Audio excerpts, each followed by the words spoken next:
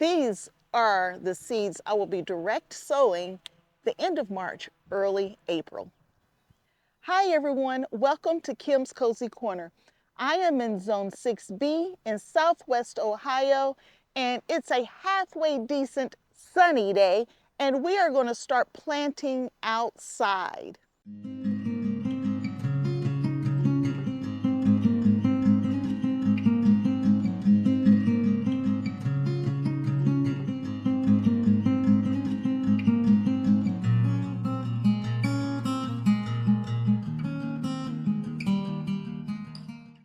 Now this video is all about direct sowing seeds outside, and we are at the end of March, 1st of April. And so I'm going to share with you some of the seeds you can start outside even though our last frost date is about 4 weeks away. The first thing I like to do is pull out my trusty journal here and see what did I write in my journal comparing this year to last year and when I should start things. This year, spring is coming in a little later, it appears, than last year. Like this time last year, I already had blooms on my peach trees. Now the blooms are getting close, but they're about 2 weeks behind, so it has been a much cooler spring than usual. So some of the things that I'm putting in the ground are a couple weeks later than I did last year, just based on the weather. So you have to kind of play it by ear. You can't always say, yep, I did it on the 15th, I need to do it on the 15th again. You have to think about the current weather forecasts, maybe the next 10 days to see how things are doing, and be prepared just in case Mother Nature changes the weather on you. But anyway, according to my journal here, I can direct sow outside right now turnips, mustard, lettuce, radish, and peas, sugar snap peas. Right now I can plant all of these outside along with some cilantro and some pansies, or excuse me, cilantro and parsley is what I'm trying to say, and carrots. So let me share with you, and in my book it says I could do these right now. Where's my pen? I'm going to write down in my journal what I'm actually starting today. But first, let's talk about what we can start today. It is definitely time to start carrots in the outdoor garden. The one thing you have to keep in mind though is that you have to keep those seeds moist, evenly moist. So either that's putting a plank over them or making sure you're coming out and give them a spritz every day, but you don't want those seeds to dry up. We're going to start some St. Valerie carrots, corral carrots, or corral, however you say it. And we're going to start some yaya carrots, and here's a picture of the yaya carrots up here. Those are the 3 types of carrots we are going to start today. And if you don't have your carrots outside yet, you can put them outside now. They can handle the cool weather. They actually taste better after they've been hit with a light frost. They're actually a little sweeter. I am going to start some spinach outside, and I just got these from the store, y'all. Nothing special about these. These are baby leaf hybrid spinach. I got the sugar snap peas, nothing special about them. It's not a favorite variety or anything like that. We're also going to start parsley, and I have 2 kinds of parsley that I like. I like both flat leaf parsley as well as the curly parsley, so we'll be doing both of those. Cilantro. Now these are all so far cool season crops. Everything that I've named we can put out here in the cool season. We're also going to start today 2 different types of turnips. I'm going to do the purple top white globe turnip, which is this one right here. And I eat the turnip leaves. I don't like turnips themselves. And then I'm going to do a 7-top turnip, and there's no picture, but here's a picture. It looks just like the purple top turnip greens. And there's no picture of the greens on this one either. So I will put the picture up here to the side. So we're going to be doing turnips today, and we're going to do radish today. And radish comes in fast. You should get plenty of radishes between now and when it gets too hot for the radish to survive. And I'm going to do 3 different types of radish. I'm doing purple plum, which is 28 days to harvest. I'm going to do the early scarlet globe, and that one's only 22 days to harvest.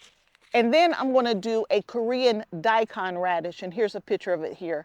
Y'all, that Korean radish came in so nice last year, and I was able to harvest on it, I think, all season long. I started harvesting it pretty early, and I was still harvesting at the end of the summer, but they had a lot of shade and protection, I should say, in those warmer months. So those are my 3 radishes. I think I named everything that I'm starting the end of March and early April.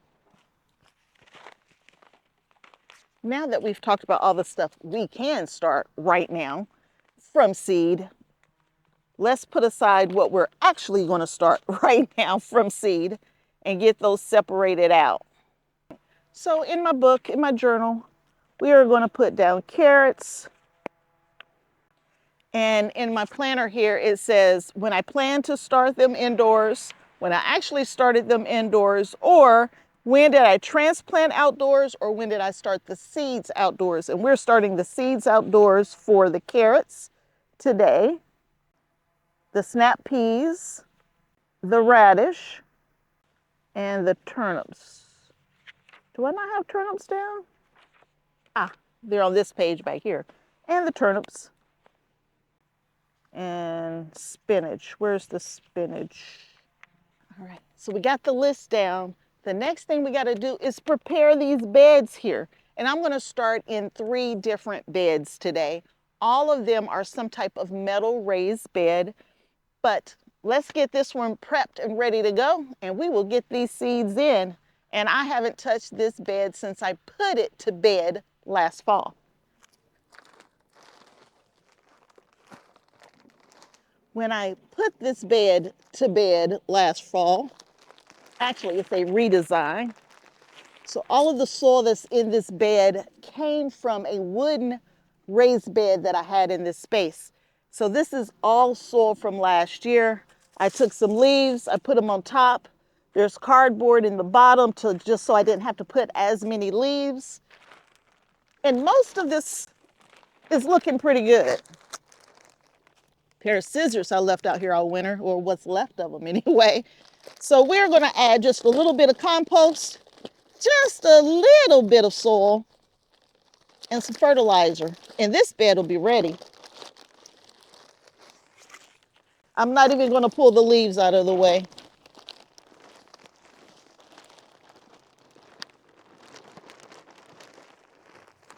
And get my little rolly cart out. Now I should push the leaves out the way, but I'm not. We'll just let them break down in place.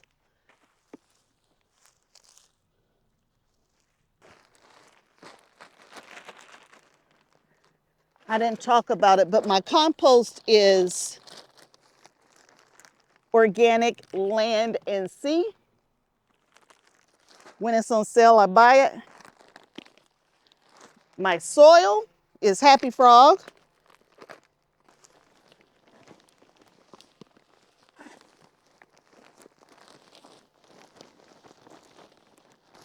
And this bed is good to go. Now in this bed right here, in this particular bed, we will be growing cucumbers on the back trellis here. And this is a cattle panel trellis that I put in place. Here's a picture of one of the videos where I talk about installing cattle panel trellis.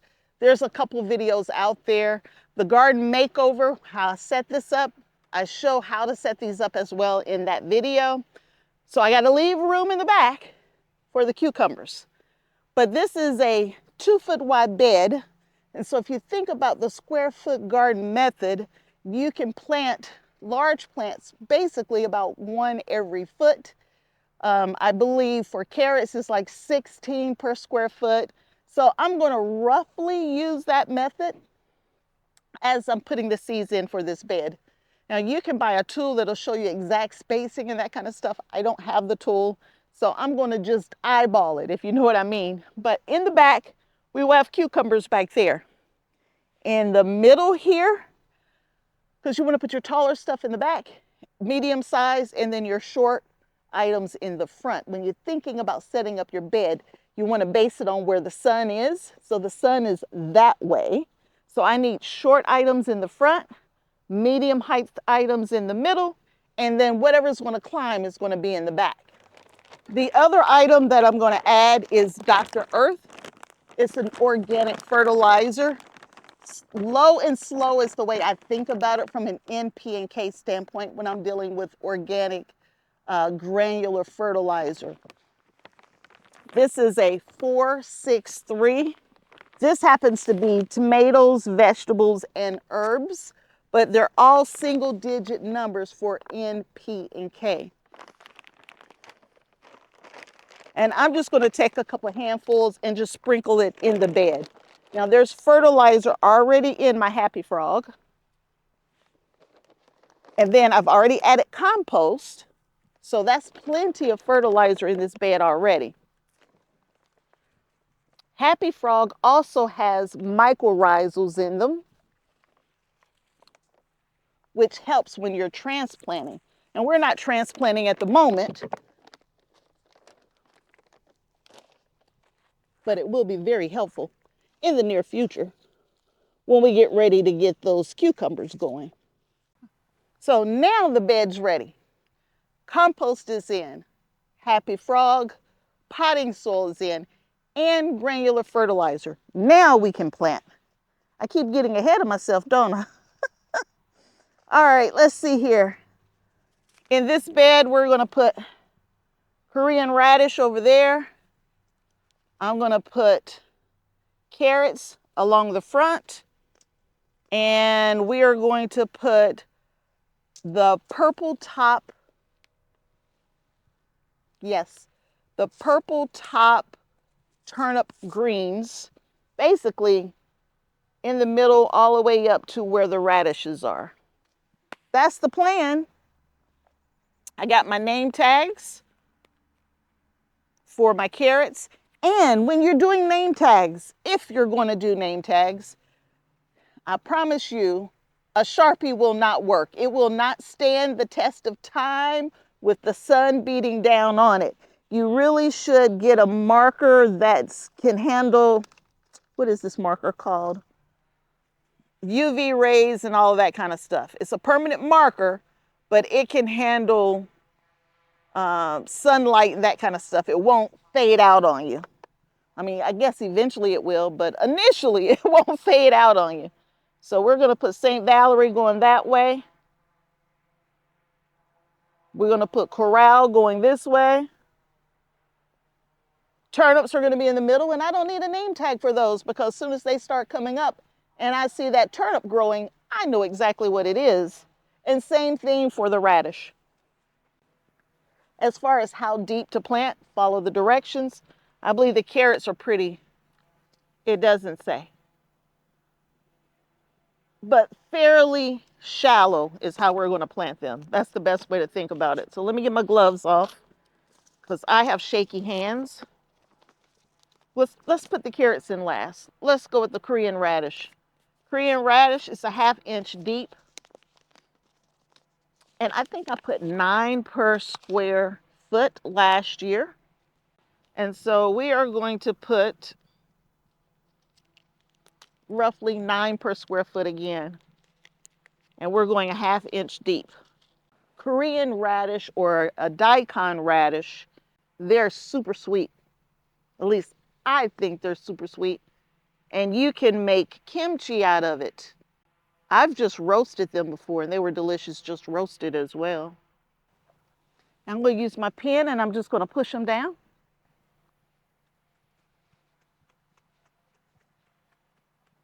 There they are. They're in there.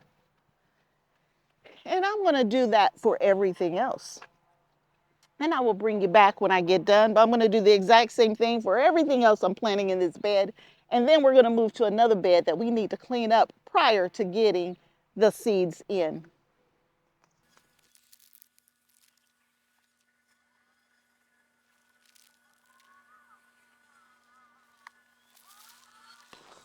This bed is done, and now we'll move over to the other bed. And I did pat it down a little bit. It's a little windy out here. I wanted to make sure that the dirt doesn't fly away, the seeds don't fly away, all that kind of good stuff. But let's move over to the other bed. So we're moving over to this bed right here. But let me just swing around and let you guys see just how bad the garden is still in pretty dormant, I should say. Not bad, it's more in a dormant state. We still got a lot to do. You just watched me put the first seeds in for the year in a bed that we had put together last year in preparation for this year. Now this bed right here is a little different. This bed was already in place last year.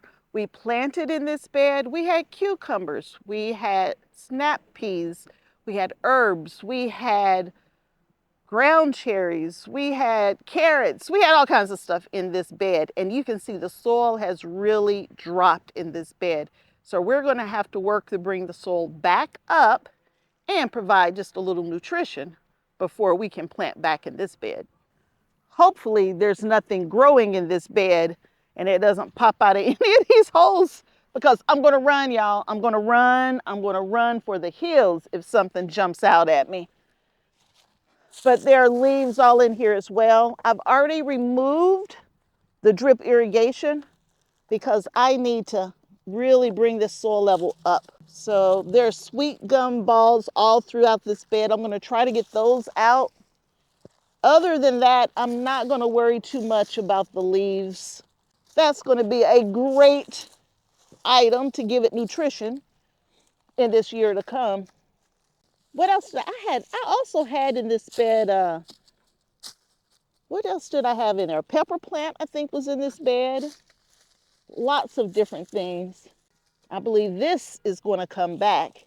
This is sage. I think that's definitely going to come back this year. It looks like it is anyway. These are chives. This is year 4 for these chives right here. And they've been in so many different places and I just keep transplanting them somewhere else. And then what else do I have over here?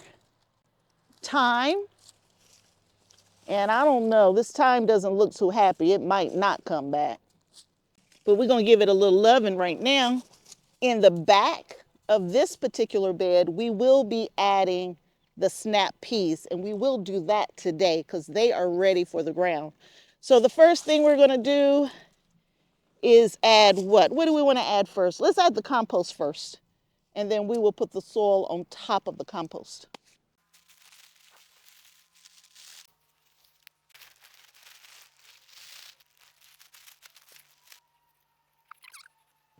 When I filled this bed for the first time, I put logs in the bottom, I put cardboard in the bottom, logs in the bottom, twigs in the bottom. So it's going to have lots of organic matter for many, many years to come as that material breaks down. But I'm not surprised that the soil settled. And I bet you anything I'm going to have ground cherries in here this year too, because those seeds were everywhere. I'm not planting any, but I'm pretty sure I'm going to have some. I think this bed is ready for me to put something in it. Okay, almost ready. Got to put some fertilizer in it.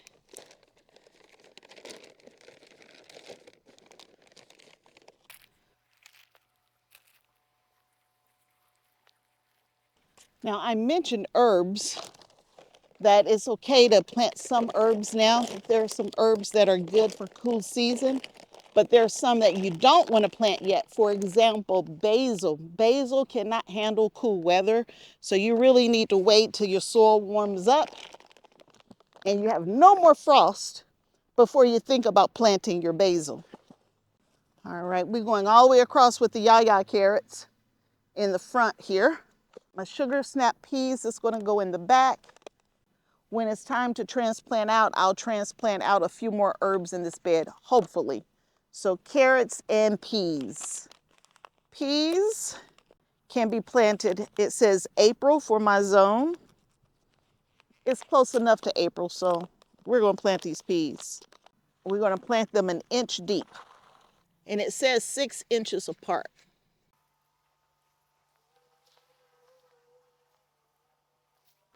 And y'all, just so you know, I don't like sugar snap peas, not even a little bit.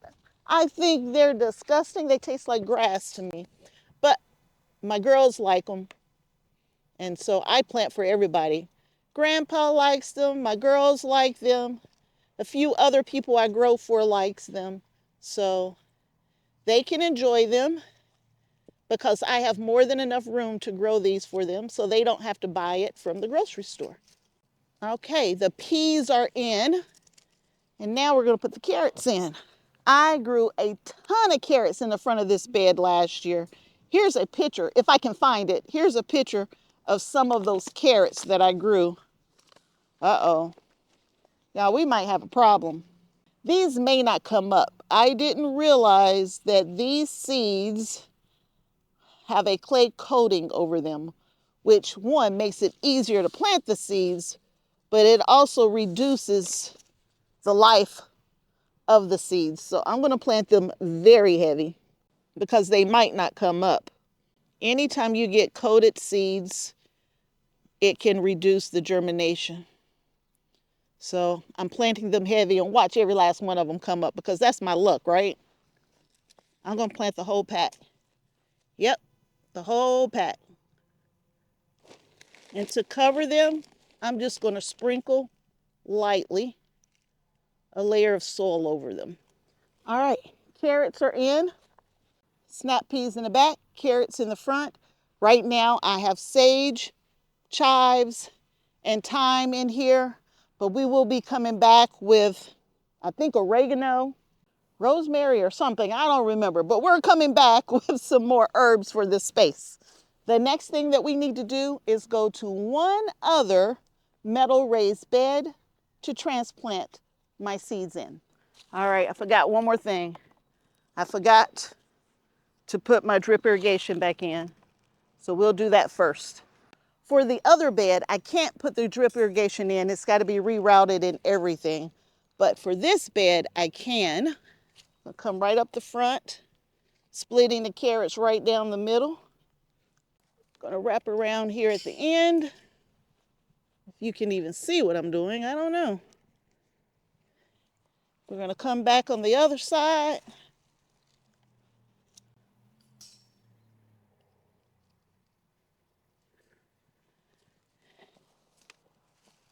And hit the peas across the back.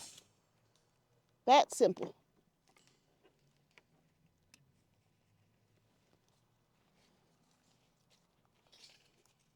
So the irrigation is in. I'm not ready to use it. I won't be turning on the drip irrigation until pretty much I get all the beds planted. So we will hand water for now until everything else is ready to go. But at least the drip is in and ready to go when it's time. Now let's go over to that third bed. So this is my third metal bed that we're going to start seeds in today. And this is my elevated raised bed from Vego Garden. And all of those metal raised beds are from Vego Garden. And this one is 2 feet wide by 6 feet long, roughly. And we are going to use the square foot method for this bed. And I'm going to try really, really hard to do it the right way. So I brought up my little book here, and I'll put a picture up in the side for the square foot method. And I went ahead and took the liberty of marking the bed with the square feet. And it's not exactly right because it needs to be right here, but I have a total of 6 areas. 2 rows of 6 is what I should say. And so we are going to try our best to follow the square foot method. Instead of guessing at it, we're going to try to do it the right way. So if I turn here to what we're going to plant using the square foot method here, spinach is 9 plants. And the radish is a total of 16 plants. And so that's what we're going to try to do. 16. I got the spinach here, that's 9. And I don't know if turnip greens are even on here. I don't remember seeing that in here. It's probably going to be like the Swiss chard. So let's look at the Swiss chard from a size standpoint. All right, so for the Swiss chard, it says that I can put a total of 4 plants in a square. Y'all, I feel like I could put more than that in a square, but we will do that. We will put 4 plants per square. That's what we'll do. I'm going to do 2 squares of spinach, 2 squares of turnips. That's how we're going to do it, just like that. Radish is 16, spinach is 9, and turnips are 4. So let's get it together. Let's get it going. Let me bring you in close. So let's do the radish first. I got all kinds of stuff holding stuff down so it don't fly away from me. So we're going to do the radish first. And I don't have any fertilizer in here yet. So I'm going to add a little bit of fertilizer to the squares. So for the square foot garden, you should be able to use and treat each one of these as if it's like a separate container. That's the way to think about it. I'm going to fertilize the individual squares. Mix it in right on top. So that's the fertilizer for the first 2 squares, which is my radish. And I can do 16 radish. So 4 across, 2, 3, 4.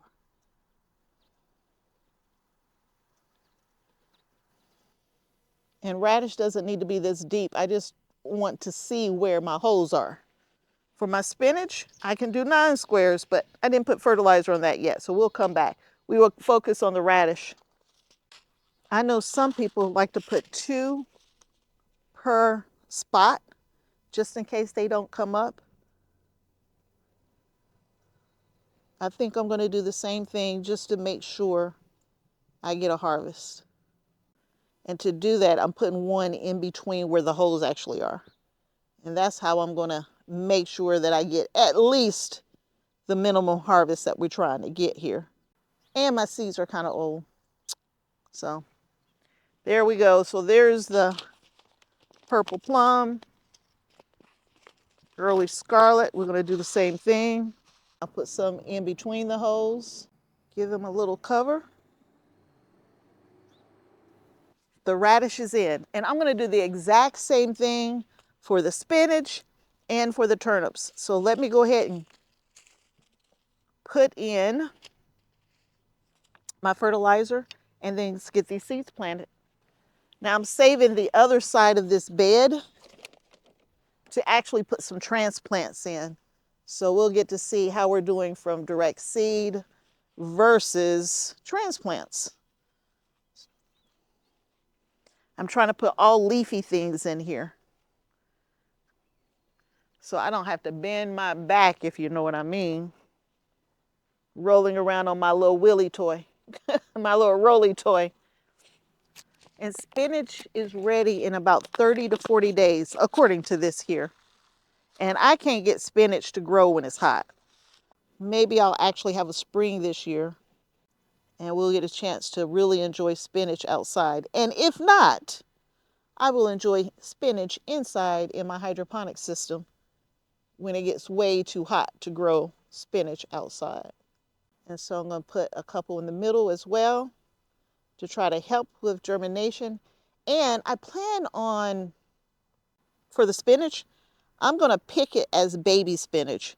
So I'm not going to let them get real big. They're going to be real tiny. I like to add spinach to my salads. My mom doesn't like cooked spinach, which is fine. All right, let's cover them up. Let's get them in there. And then the last thing that we're going to put in are the turnips. And it said only 4, y'all, but y'all know I'm going to put more than 4 turnips in here. Y'all know I'm going to do that. I'm going to put 6. Okay, I'll put 5.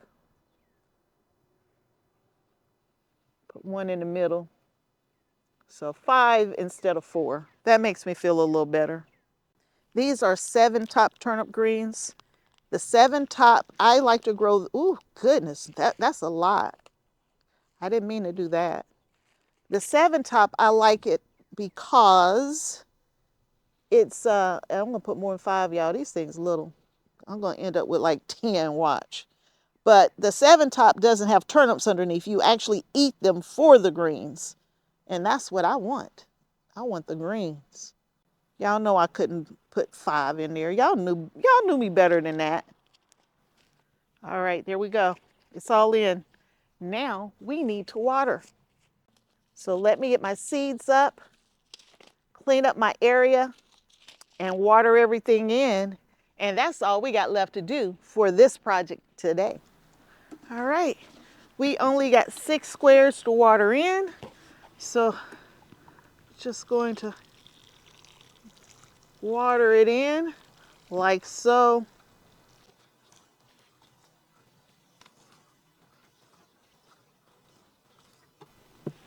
And I'm going to keep it watered in until they sprout up and come to the party. But that's it.